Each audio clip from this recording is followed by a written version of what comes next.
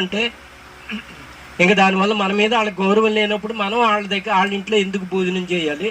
Plus ఆ బంధాలని వదిలేసుకోవడానికి కూడా ready అవుతున్నారంటే మన మీద వాళ్ళు విలువిచ్చేది అంత ఒక దారం పోగు అంత విలువ కూడా లేదు మనం అంటే అర్థం చేసుకోండి.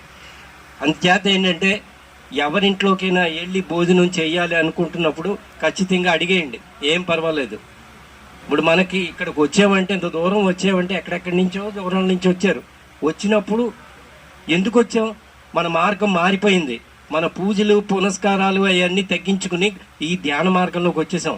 ధ్యాన మార్గంలోకి వచ్చేసాం అంటే మనం హయ్యర్ స్టేజ్లో ఉన్నాం, వాళ్ళ స్టేజ్ కింద హయ్యర్ స్టేజ్లో ఉన్నాం. అది వాళ్ళందరూ మన లేకపోతే మన చుట్టాలో పట్టాలో అందరూ అవుతారు, ఓకే, కాదని అంటలేదు. కానీ ఆ స్థితి వేరు, మన స్థితి వేరు. మనం హయ్యర్ స్టేజ్లో ఉన్నాం. ఇప్పుడు 10th క్లాస్ చదివినోడు 1వ తరగతి చదవమంటే అలా ఉంటుంది, అలా ఉంటుంది అనమాట. అందుచేత దయచేసి నేను చెప్పేది ఏంటంటే ఆహారం విషయంలో కూడా తగు శ్రద్ధ కాదు, ఎక్కువ శ్రద్ధ తీసుకోవాలి.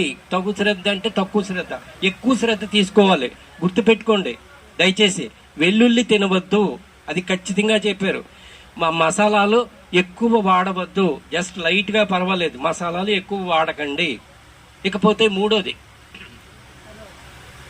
మనం ప్రకృతి గురించి ఎంతో బాగా చెప్పుకుంటున్నాం. ఈ ప్రకృతి నాకు సహాయకారిణి, లేకపోతే ఏం చెప్తాం మనం, పరమాత్మ ప్రకృతి అంటే పరమాత్మతో సమానం అని ఖచ్చితంగా చెప్తున్నాం. ప్రకృతి అంటే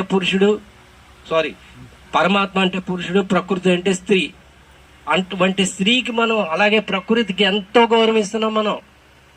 కానీ మనం ప్రతి చోట, ఇప్పుడు నేను చెప్పేది కొంతమందికి హర్ట్ అవ్వచ్చు, బట్ హర్ట్ అయినా సరే నేను అందరూ పాటిస్తారని చెప్పి మీ అందరినీ మరీ కోరుకుంటున్నాను. తర్వాత ఏంటంటే ఇది మా న్యాచురల్ మెడిటేషన్ ఛానల్ అనేది ప్రత్యేకంగా ఉన్నది, మీరందరూ కూడా చూడండి. ఆ న్యాచురల్ మెడిటేషన్ ఛానల్లో అంతా కూడా ప్రకృతిని ఎలా రక్షించాలి, ప్రకృతి వలన ఉపయోగాలు ఏంటి, ఈ ధ్యానం వల్ల ప్రకృతి ఎలా సంరక్షింపబడుతుంది, ఇవన్నీ కూడా వస్తాయి. కాబట్టి ఆ న్యాచురల్ మెడిటేషన్ ఛానల్ని అందరూ సబ్స్క్రైబ్ చేసుకుని దాంట్లో వచ్చే విషయాలన్నిటి కూడా మీకు గ్రహించాలని చెప్పి మరీ కోరుకుంటూ ముగిస్తున్నాను. Thank you.